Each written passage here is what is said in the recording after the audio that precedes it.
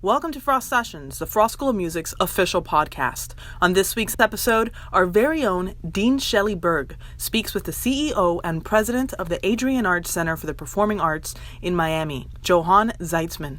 Together, they discuss the 6 keywords to develop the performing arts vision, the advantages of having virtual and live performances, and why local arts reviewers are the lifeblood of the community.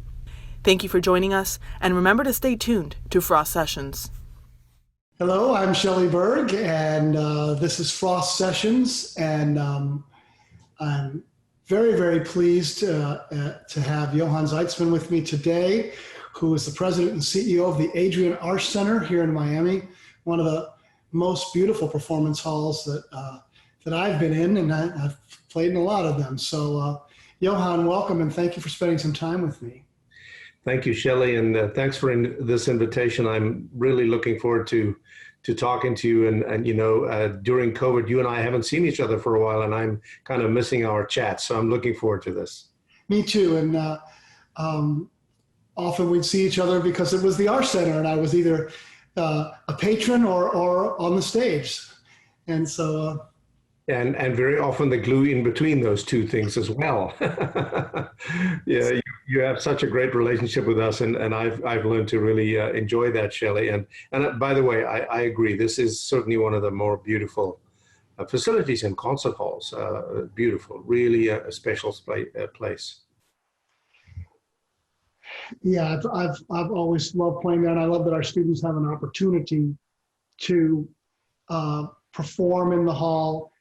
Not only go and hear things, but perform there and really learn what it's like to be in a first-rate, world-class concert hall. That's a big part of their education, as you know, and there'll be lots more to come, right?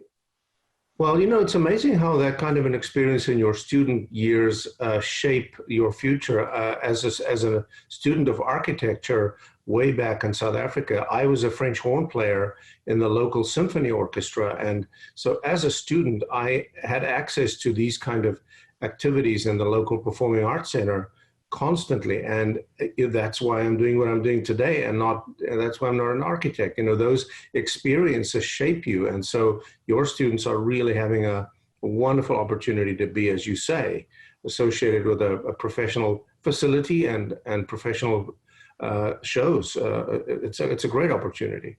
It really is. And I was going to ask this question later, but since you mentioned that you have a degree in architecture, I wonder, and this would have been maybe a good question later on, but we'll just start with it. How does that affect the way you see the world as a leader, the way you see, leading in music? Do you see some correlations and benefits from having studied architecture? Absolutely. It's interesting. The years that I studied architecture, which was in the 70s, the role of the architect was different than it is today. Architects during those years were considered to be the representative of the client and the leader on the building site. And so you were supposed to satisfy the client's vision and needs and make sure a construction team executes that. And so you really had to learn so many different skills, more than just designing a building. And so we took courses in leadership, we took legal courses, we took courses in construction, technology, and design. But design was just one of the courses. And so all of those other skills and courses that I took, are beautiful skills to have, and they've certainly been part of the shaping of who I am, and have helped me specifically as I was often involved in either starting or finishing or changing arts organizations with the building that we're housed in. Most performing arts centers are so not maybe defined, but certainly shaped by the facility and how it's designed and how it functions and how it does not function. And that's a big part of our lives, and you can't ignore it if you're doing performing arts or running performing arts facilities. So even in that world, it's been very, very helpful over the years for me to have an understanding of how the facility works, what the options are that you have within a facility, how you could use it slightly more creatively, and if you want to change it, how to change it. And also to have meaningful discussions with my operations team as somebody who has some inkling about how buildings work, has been incredibly useful. So yeah, I would say I've said to many people over the years, if you are not sure what to recommend a student to study, go and study architecture, because you learn so many different skills in that particular course. At least it was true when I was a student.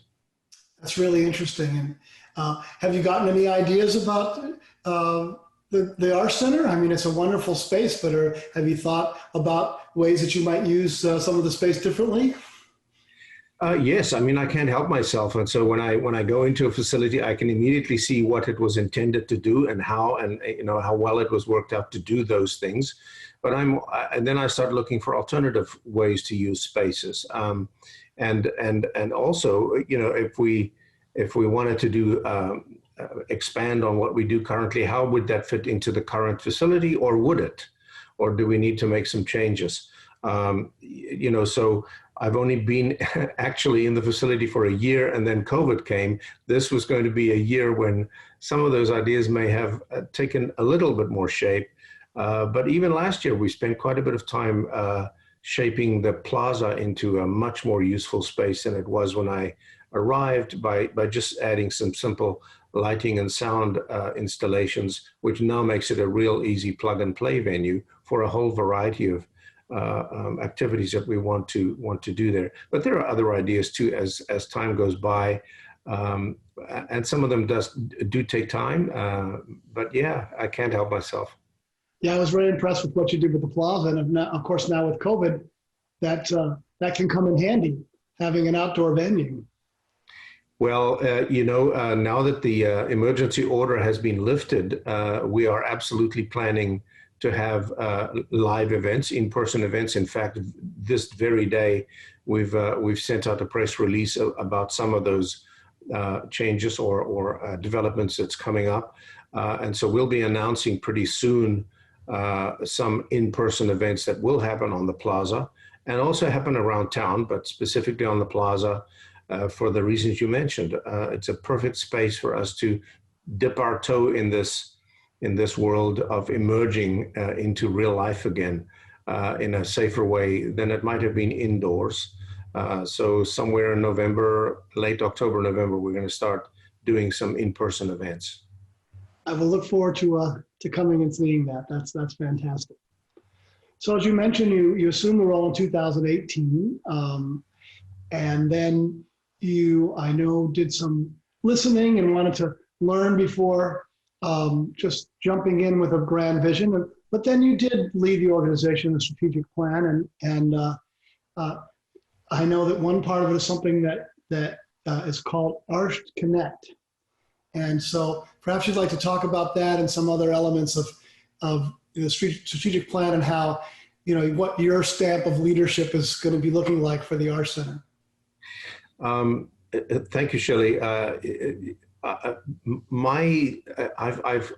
been operated in many different cities and different spaces, and I think over time I've learned that the most efficient way and the most successful way for me to exercise any kind of influence is to make sure that whatever it is I have in mind satisfies at least some of the community's desires.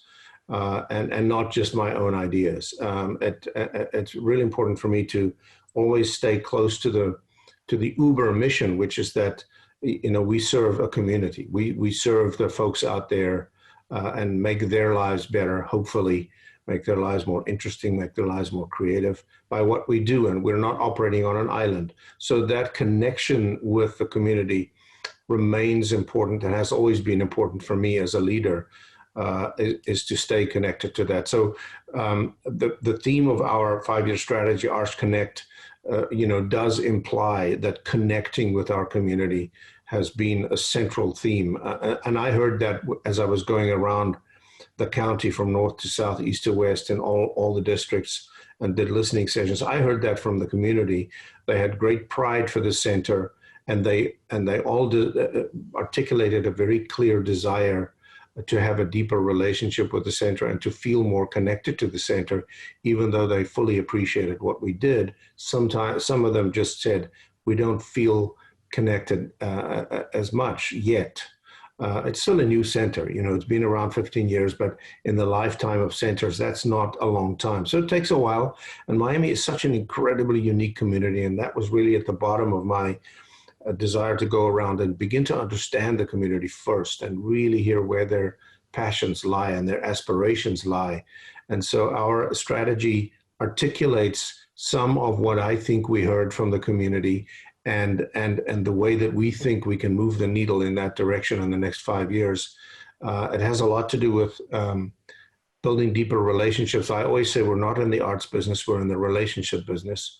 And I really believe that because the arts is a way of communicating between communities, between peoples, between countries, between artists and audience. And so it's all about that relationship and that connection. And so that'll be a key focus, is to find ways and very specifically to connect more and elevate more Miami local talent. And that's what I really enjoy about working with you, is that it's all about that and feels like the perfect way ahead. We're a presenting body. We're a presenting organization. We were designed to be a home for resident companies and present content that 99% are imported from somewhere, perform, and then go on the rest of the tour, which is wonderful, and that really works well. But it did make me think, after I've heard the community, is what about Miami talent? Not only are we exposing enough of it, are we connecting enough with it, but are we developing? Are we helping develop or elevating Miami talent? Because again, the example with Frost is a perfect example, I think, about how a performing arts center should act as a partner with that development process, that elevation process of the development of artists' careers. And I'm really eager for us to be more a part of that process. And that inevitably leads to another piece of our strategy, which is adding to, you know, the large bulk of what we do is presenting, but beginning to add more and more producing to our blend. Because that simply enables us to make local shows or help people make local shows, which is hard to do if you only use existing shows and you have to import it from New York or San Francisco or Chicago, wherever. But to make local shows, to use local content, elevate it, make shows, and that means we become a producer or a co-producer. In a way that's a bit more significant than we have in the past. We've done some producing, as you know. Yes. Even with you, but I think we can do more. Yeah, and it's been very exciting, the things that we produced together. And even before you came, we produced a show as part of the Jazz Roots series that went on and was toured the country and was in residence in Las Vegas for a while. It was a Ray Charles show. And so, you know, the British Invasion show that we did last year, that could be a national touring show. I mean, it could tour with other symphonies because it requires a symphony the way we did it. And it's exciting to think about those opportunities. And, you know, in the time that I've been here, Johann, I got here in 2007.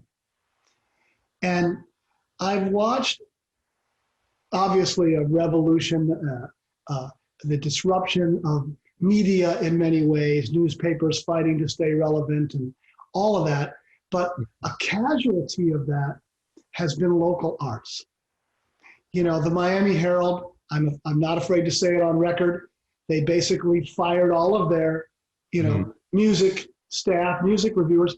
They would rather have a local reviewer review a movie, which those are the reviews you can get from anywhere because it's not a locally produced thing. But there wouldn't be a Seraphic Fire. There wouldn't be what the New World Symphony is today, and in many ways what we are today, without local media championing and on and on. Swainalo and the local groups that have done well because they were championed by local media. How many car chases do we have to see and front door robberies on the local news before we start seeing some local artists? It all concerns me because we're all in this together, and culture is a huge economic and driver of a city.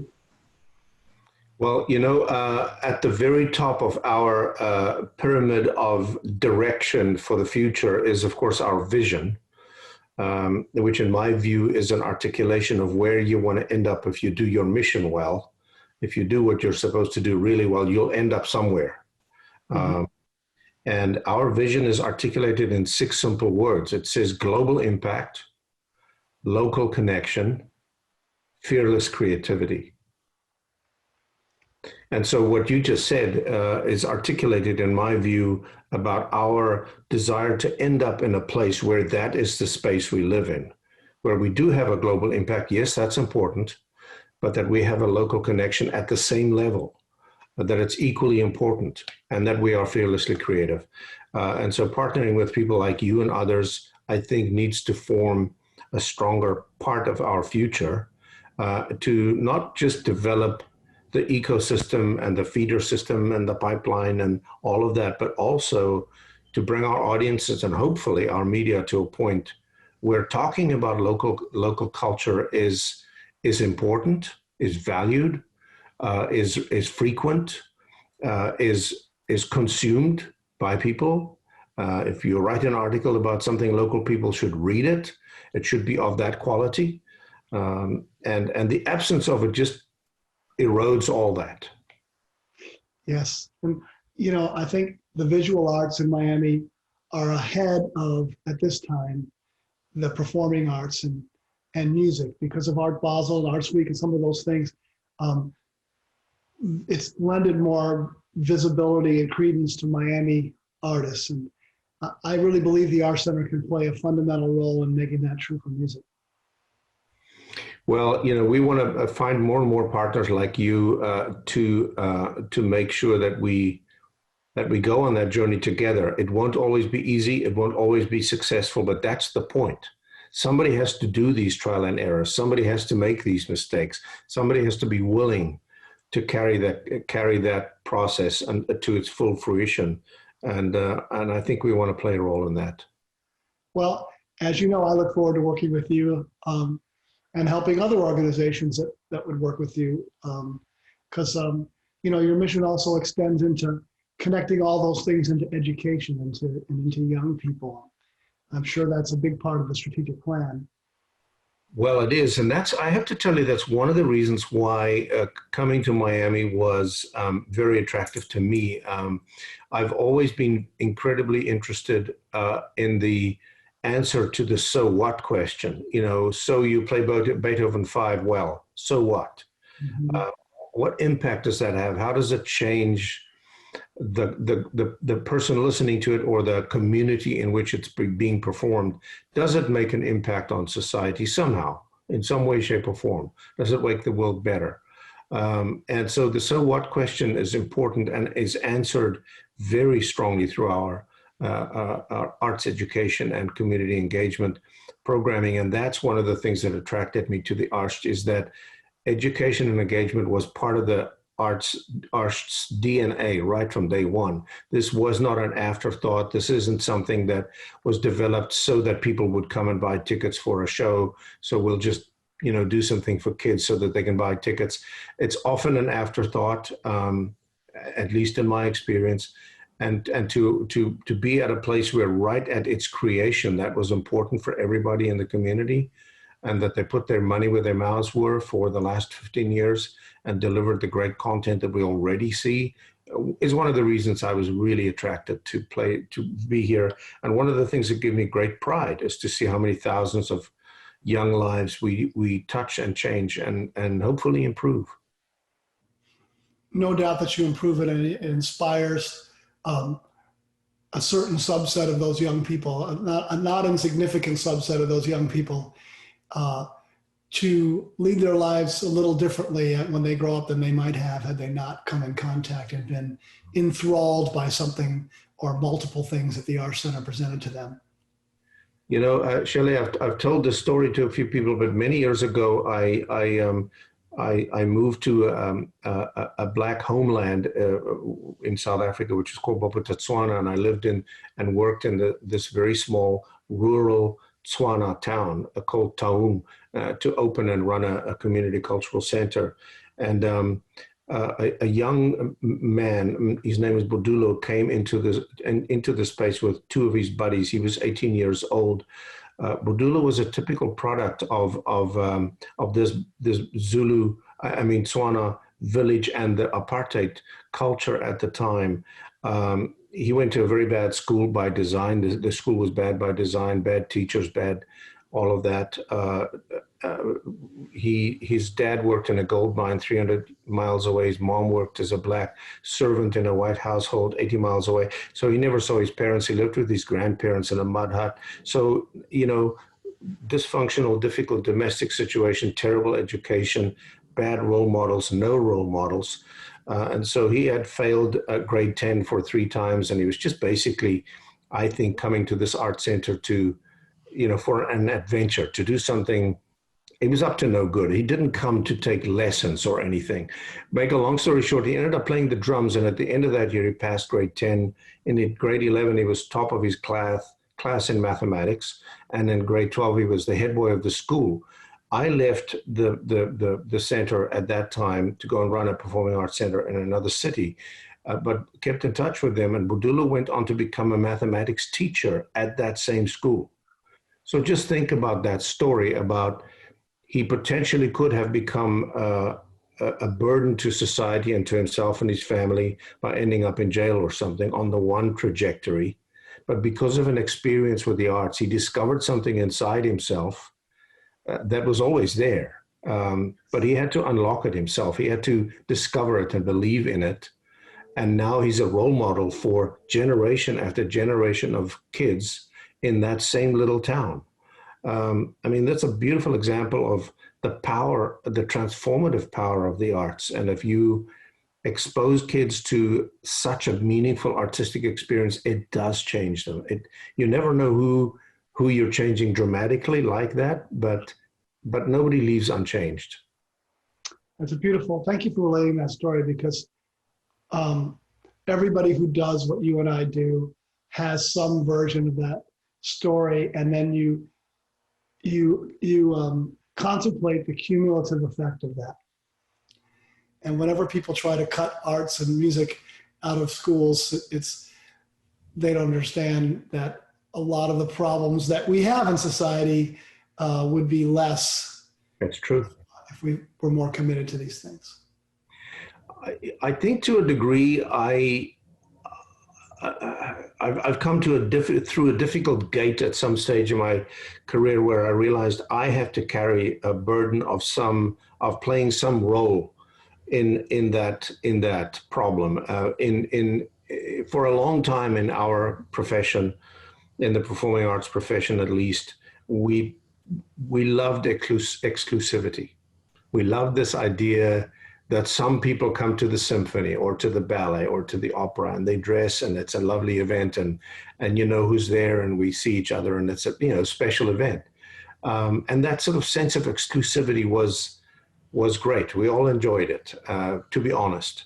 But I think we painted ourselves into a corner of exclusivity over time. And I think most performing arts professionals now have come out of that thing and have realized, oh my goodness, when you look around from that corner, there's nobody left. All the other people that you left outside of this circle don't want anything to do with you, or you're not meaningful in their lives. You're not relevant in their lives.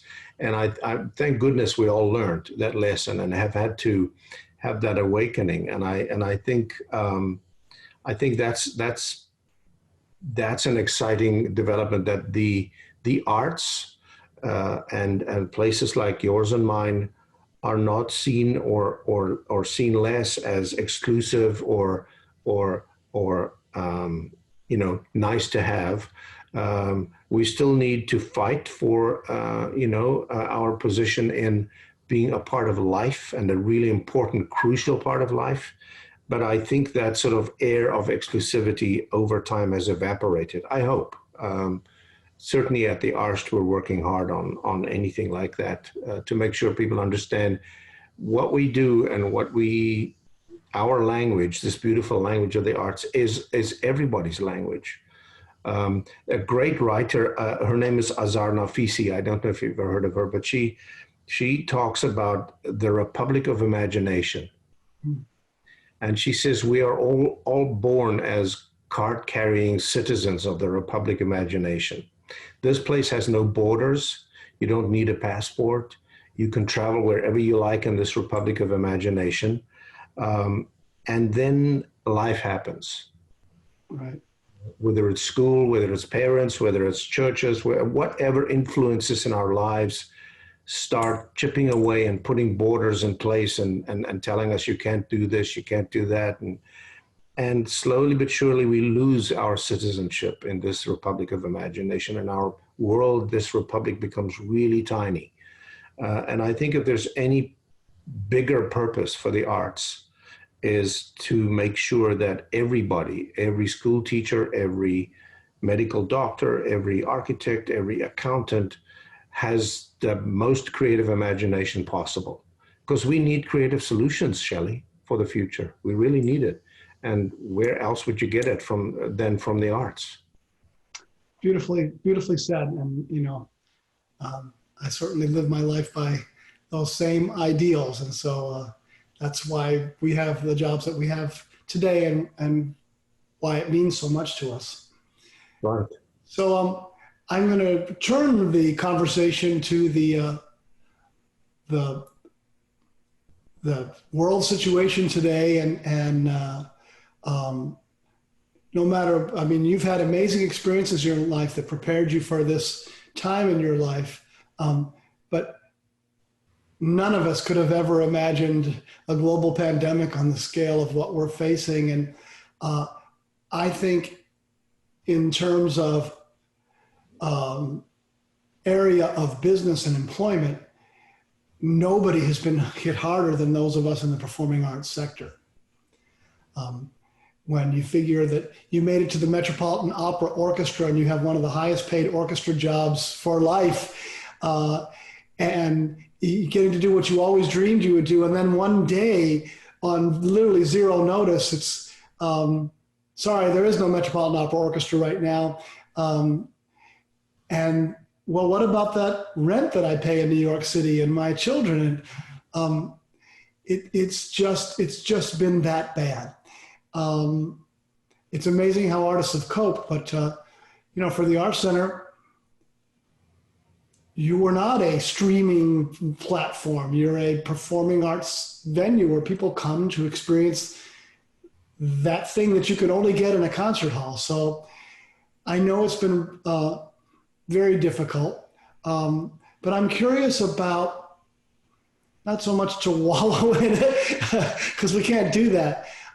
What is it teaching? What is it teaching us? What's it teaching the Arts Center? And, you know, what are the silver linings? Where are we going based on this experience? That's a great question. Wow. I'm thinking about how I phrase this so it doesn't sound too much like a cliche, but I'm just going to say it the way I say it, the way it's coming to my mind. And what I'm learning is go back to basics. That the very basic things that drive what we do are still as important as they ever were. We are still human beings with human desires and needs. One of those needs is to be social, to gather, to share, to breathe together.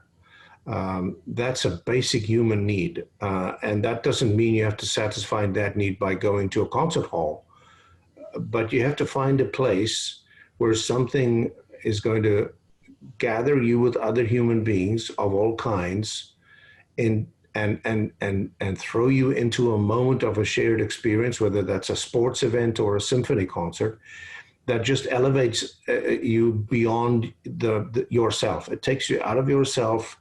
It connects you with human beings of all types. In that moment, there's a special thing that happens with us as humans that distinguishes us from animals. And that need and that desire has not gone away. We still need all those things. And so I think, I truly think that people are consuming arts as much or even more during COVID than they did before. Because I don't think anybody goes through a day now, sequestered wherever they are, without listening to music or maybe reading a book or binging on a Netflix or something, looking at something streaming. If I see how many people read our weekly updates on Arsht at Home, it just tells me that these are folks who are trying to fill a vacuum. I'd love to believe our content is super good and there's nothing better in the world, and that's why they're watching it. And I am proud of what we put up there. But I think the bigger reason is we're filling a vacuum that they desperately need. And they want to have a relationship with us, which we've started over the 15 years that the Arsht opened. They want to continue. They feel they own a piece of the Arsht.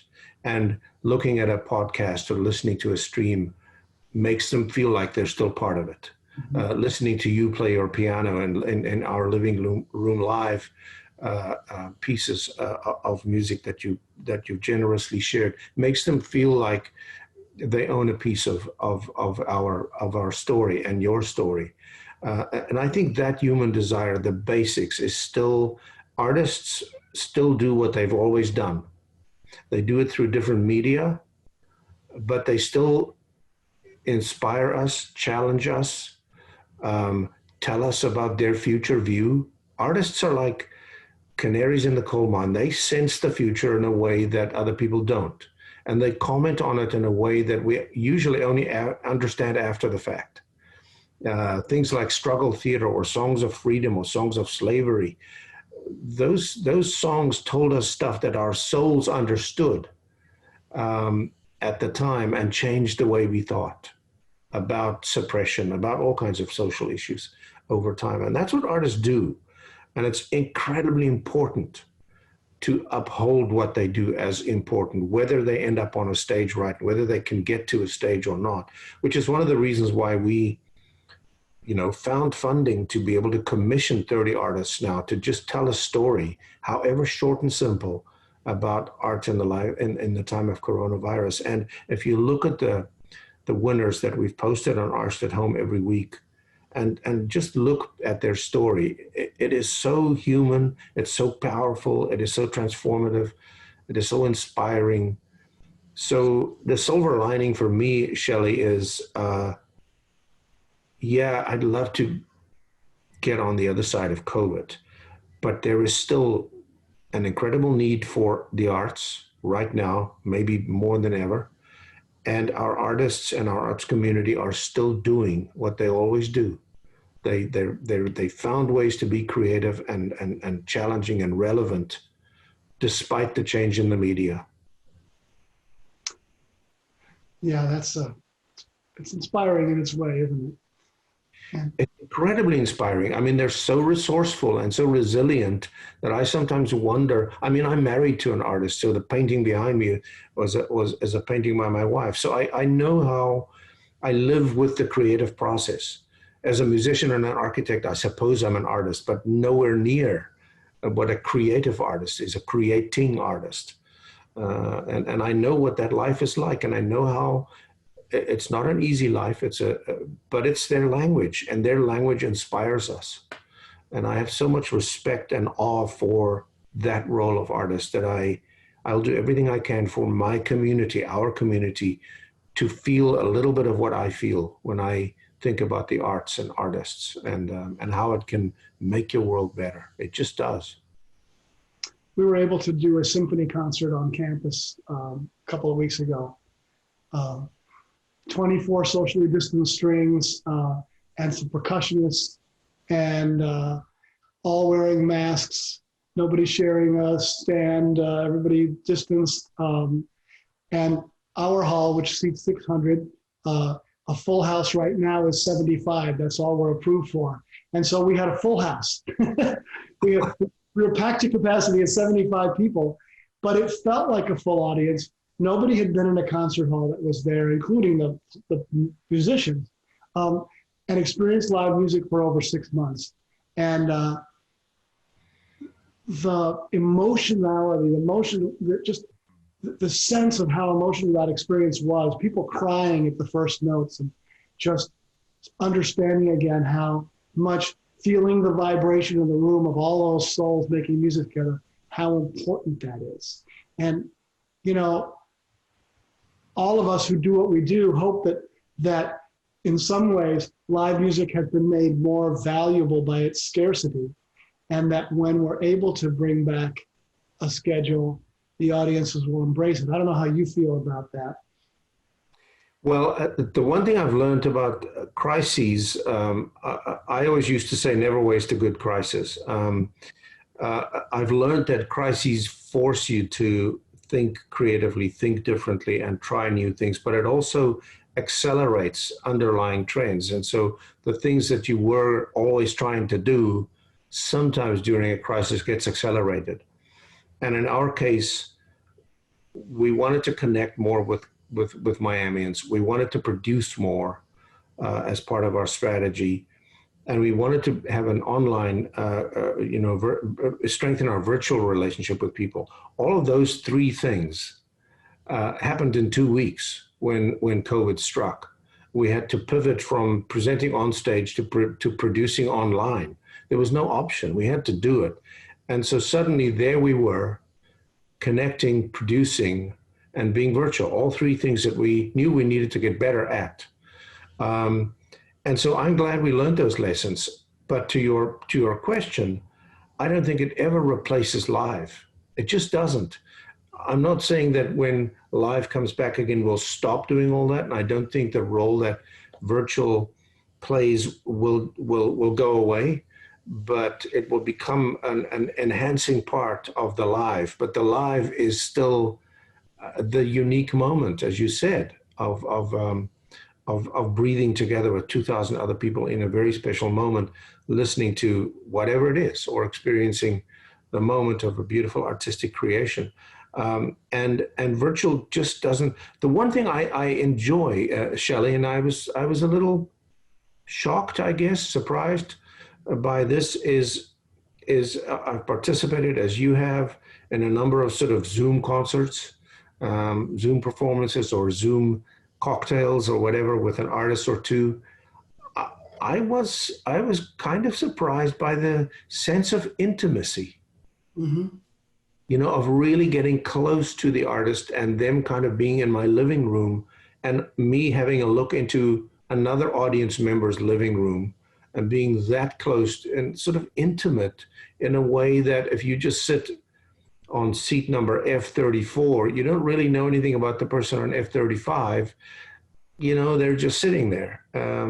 That intimacy in these early Zoom experiences was interesting to me. And I wonder how we learn something from that.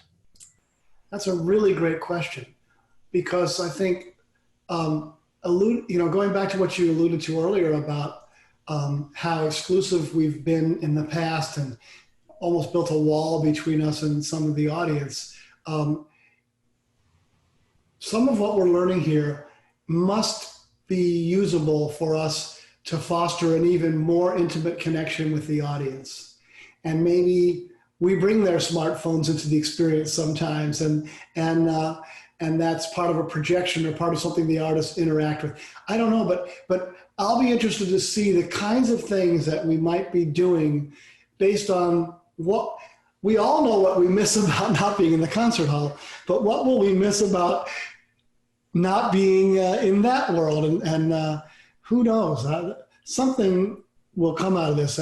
Any opportunity to be more intimate with our audience, I think, have them feel more a part of it, is going to build a stronger connection.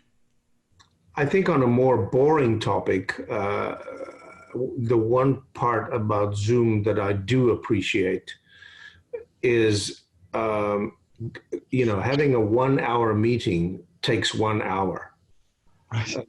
The before and the after of a physical meeting, of having to drive somewhere, find parking, go into the meeting, drive back. all of that falls away. If the meeting starts at 2, you log in 1 minute before 2, and it happens and it starts, and it feels efficient. I hate Zoom meetings. I really don't like them, but they are time efficient in a way that sometimes the physical world is not. And the couple of boards that I'm involved with, the attendance is nearly perfect at a board meeting because nobody has to travel to get there. Exactly. And I can have a discussion with you, or I can have a discussion with somebody like you in New York. And they don't have to fly here. I can have a workshop with a specialist in Chicago with my team just through Zoom. And they don't have to fly here. I don't have to put them up in a hotel. The scheduling is not a problem. I just need 1 hour of their time. And for our guest artists and guest lecturers, it opens up a whole other world because we're now more comfortable with, they don't all have to be on campus with us, that we can have a very robust experience with somebody that's not on campus with us. And so I think that's a part of COVID and Zoom that we will take with us in the future. I think we learned some things, but oh boy, I can't wait for this to end. The time is going by quickly, and I wanted to know if you had any comments about, what it's like with, what the relationship is like between a center like Arsht that's so linked with local government. I think that funding, there's a lot of I don't know, state or local or county funding for Arsht. How does that navigate it? What's that like? That's a great and interesting question. And I can tell you that in my career outside of South Africa, I've run 3 performing arts facilities, one in Mesa, Arizona, and one in Calgary in Canada, and now this one. I've run many others before that in South Africa, but in those 3 spaces, strangely enough, the Mesa Art Center belongs to the city of Mesa. Mm-hmm. And so the staff members of the Mesa Art Center are city staffers. So I worked there as a complete government staff member running an art center and running I was sort of Michael Spring in Mesa, mm-hmm. The director of arts and culture for the city, but also the executive director of the art center. And then in Canada, it was a typical, 501c3, although that's not what they call them there, but it was a not-for-profit art center. But in the context of Canada, where levels of government do fund the arts significantly, as opposed to here. And now here, where, the Arsht was built and funded and belongs to the county. So my experience has been basically with running arts organizations which have a strong link to government. Mm-hmm. Somehow, in some way, shape, or form. I can tell you, and I'm sure you would agree, we're incredibly fortunate in the Miami-Dade County to have a county cultural,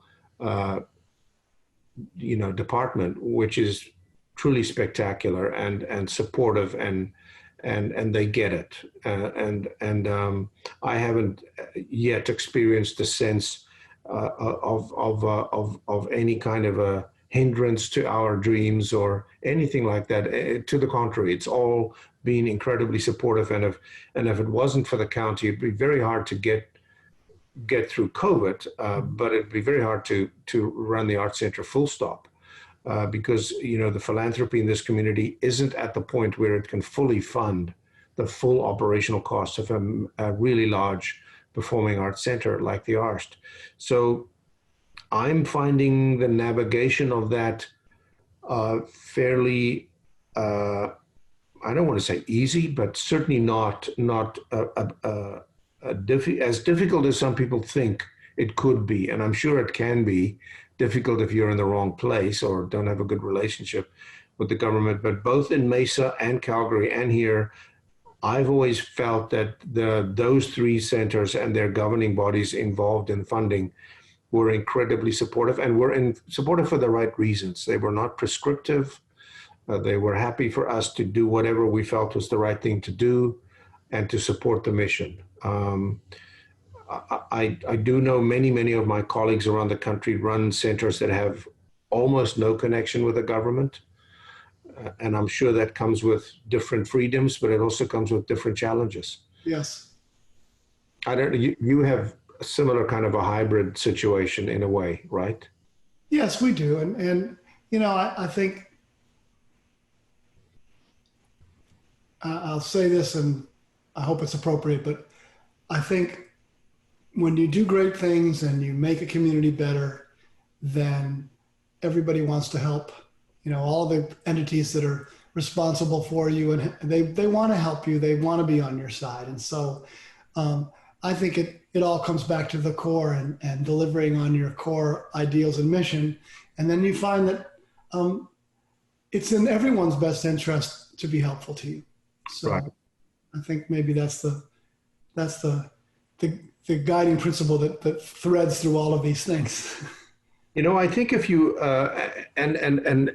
and over the history of the arts, over the ages, there have been many wonderful, great things that happened because the mission was entirely based on somebody's artistic vision and their freedom to do whatever they want to do and just go for it and not be restricted or beholden to anybody. Many beautiful things happen as a result of that model. But if that's the model you want, and if you can only operate in that kind of model, you'll be very frustrated running a place like the Arsht. Because you have stakeholders, and they're important stakeholders, and they have viewpoints, and you have to accommodate them. But as you say, if you're not at that place, if you're in a place where you truly understand or feel strongly motivated by what your connection with your community is, and what you can do to make your community's lives better, if that's your perspective, then I think working with governing bodies is easier, because you should have the same agenda. Yeah, and then they can also point to you as a point of pride of something that's working under their leadership. And so, it's good. So in other words, we have to bring to the table our part of this for this to be a good relationship. Absolutely. Well, our time has sort of flown by. And so I just wonder if there's anything else that you'd like to sort of conclude with, things that are on your mind or prognostications or thoughts, hopes for the future. I'm just curious, given a clean slate without me asking some sort of a question, what you would say. Well, and I guess back to COVID, in a way, the thing that I'm thinking a lot about and that our industry is thinking about and my colleagues talk about a lot is what does coming back look like and feel like? And I mean beyond the obvious question, which we all want answered, is when is that? And I think we've all accepted there's no answer to that question until there is an answer. So don't even go there. But where will our community be at that time? Where will they be in their psyche and their minds and their emotions? Where will they be financially? That's a really important thing to think about, because we know most people are not financially where they were 6 months ago. Where are they financially? Where are they in terms of their sense of security, their sense of social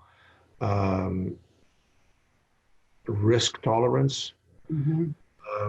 And all those things that will shape whether they come out and what would make them come out and what would they want to come out for. Because we don't want to be tone deaf. We don't want to be doing one kind of performance if they really want something else, or if they need another kind of gathering or a different format of an experience. So the temptation to go back to business as usual is big. The temptation to go back to the good old days is huge. But I think we have to understand and imagine what that entry point looks like and feels like, so that we bring our community with us and sensitively respond to where they are, and create an overused phrase, a new normal. And that's what I'm thinking about. I don't think I have clear answers, but we're doing what we can through a number of survey processes that we've got going to test our audience attitudes and to test their risk tolerances, etc. But that's something I think about a lot, Shelley. What happened here to all of us during this time? Because we've changed. Our social interactions are different now. Yeah, this is going to have a long tail. There's no way that it won't. And I know for young people that we're teaching, their life will be altered by this just the same way as a young generation that goes off and fights in a war. Exactly. And there may be benefits to that. When you think of the generation we had after World War II, I'm placing my bet on this young generation right now to understand what it means to come out of this and not to take for granted the opportunities that they have to make certainly our country a better place. And I'm counting on that. I'm counting on COVID to help us deliver that result with the people that I'm in contact with every day. I share your optimism and your excitement about what's going to bubble out when we pull the cork. I agree. I think an incredible sense of a rebirth of a new life driven by different people will be extremely excited to be part of. My reflection is just to be ready to be an enabler at that time, rather than trying to pull people back to business as usual. That's a great way to look at it, because that will take advantage of the opportunities presented by what's really driving and motivating people. And if we can do that, then we're going to have a brighter future.